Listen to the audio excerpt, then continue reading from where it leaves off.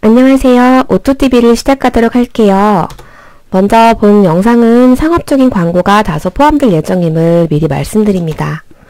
자, 여러분 먼저 이 화면을 보시면 무엇이 떠오르세요? 한 장의 사진을 더 볼까요?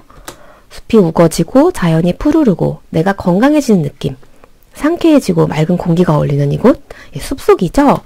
숲속에 뭐가 많죠? 바로 산소입니다. 오늘은 산소에 대한 개념을 좀 말씀드려보고자 합니다. 자, 먼저 좀 재미있는 만화 장면이 있어서 보았어요. 유람연하님, H2O가 뭔가요? 물인가요? 병신아, 산소. 문과 출신인 나도 알고 있음. 네, H2O랑 O2랑 많이 좀 헷갈리시나 봐요. O2에 대해서 좀 얘기를 해볼게요. 자, 먼저 산소는 공기 중에 몇 %나 차지할까요? 공기 중에 산소 농도를 좀 살펴보면 우리가 보통 많이 머무는 곳이 어디죠? 네, 이렇게 맑아 보이는 서울 본 적이 없었던 것 같아요, 요즘. 네, 산소는 21%, 질소는 78%, 수증기 및 기타가 1%를 차지합니다. 공기 중 산소는 우리가 보통 많이 머무는 자동차, 지하철, 아파트 이런 밀폐된 공간에서는 우리가 답답함을 느낄 수밖에 없는 그런 농도를 가지고 있네요. 그러나 서울 도심, 도심 숲은 상대적으로 좀 높죠? 아마존 열대우림은 엄청나네요. 네. 근데 지구촌 최고 산소 농도도 23%인 걸 보면은 어쨌든 우리가 이렇게 밖에서 지낼 때 공기 좋고 미세먼지도 없고 이런 날씨를 보면은 보통이라고 느낄 수 있나 봐요. 그런데 서울 도심이 늘 저렇게 산소가 저 상태가 아니겠죠? 자, 산소 농도에 따른 신체 변화 한번 볼게요. 보시면 아시겠지만 여기에 좀 신기하게 산소 중독이라는 게 맨 위에 있어요.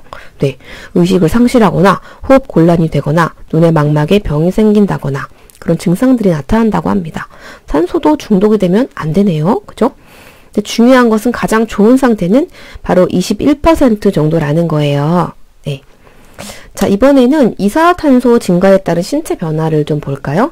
산소와 이산화탄소 좀 상극적이죠? 자, 핵심만 좀 말씀을 드리면은 농도가 2%만 되어도 두통과 피로를 느낀다는 거예요. 자세히 들어가면 너무 복잡해질까봐 우선 여기까지만 하는데요. 요즘에는 우리가 이산화탄소 농도가 이렇게 2%일 때 두통과 피로인데 10% 이상은 어떻죠? 예, 사망사고까지 발생할 수 있는 거죠. 그래서 이런 것뿐만이 아니라 미세먼지나 초미세먼지, 오존 농도 등 유해 환경이 사실 존재합니다. 그래서 아이 키우는 엄마들은 아침마다 수시로 이 미세먼지 농도를 확인해요. 저 역시 마찬가지입니다. 자, 미세먼지에 대해서는 다음 시간에 조금 더 자세히 말씀드리도록 하고요. 따로 준비해서 한번 다룰게요. 먼저 자료 한번 보시면 미세먼지 현황인데요. 서울 초미세먼지 농도 나쁨일수 4년 새 2배 급증이라는 이 서울시 보건환경연구원에서 조사한 자료가 있었습니다. 즉 2015년보다 지금 4년 지난 19년은 훨씬 나쁜 거예요. 즉 내가 일주일 동안 예전에는 5일 내내 좋았다면 이제는 이틀이나 3일 정도만 잠깐 좋은 거예요, 날씨가. 그러니까 공기가.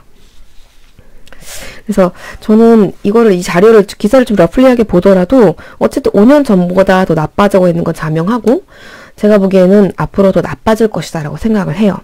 이 정부가 태양광, 전기차 등의 친환경 에너지 중심의 시스템을 만들지 않으면 또 전 세계적으로 그렇게 가지 않으면 환경오염은 급속도로 심각해질 거고 좀 예정되어 있지 않나 그런 안타까운 생각을 합니다. 자, 산소는 어디에 많이 있죠? 예, 산소는 나무에 많이 있어요. 다시 산소로 돌아왔어요. 왜 나무에 많죠? 예, 이 친구들이 광합성을 하잖아요. 예, O2를 만들어내고 CO2를 먹어버려요. 근데 우리가 나무 옆에만 살 수가 없어요. 사실 이곳에 집을 짓고 살면 너무 좋겠지만 거주하긴 힘들 거예요. 그쵸? 그래서 우리는 산소를 어떻게 해야 될까요? 제 생각은 이래요. 작정하고 마셔야 된다. 이런 시대가 올 것이다 생각해요. 산소를 발생시켜주는 무언가, 산소 발생기 이런 것들을 설치하거나 가지고 다니게 될 것이다. 산소가 사치가 아니라 어떤 부유품의 어떤 그런 하나의 어떤 표본이 아니라 필수인 시대가 온다. 자, 그래서 가정이든 상점이든 사무실 곳곳에 좀 설치가 필요하지 않나. 그래서 여기 보시면은 여기 산소 발생기가 생겼잖아요. 이렇게 토출기도 있고, 네, 이렇게 생긴 것들이 요즘에 나오더라고요. 그래서 다음 시간에는 산소 발생기가 무엇이고 어떤 원리에 의해서 작동이 되는지 말씀을 드리도록 하겠습니다. 네, 오토TV 첫 시청 감사드립니다. 좋아요, 구독 꼭 눌러주세요. 감사합니다.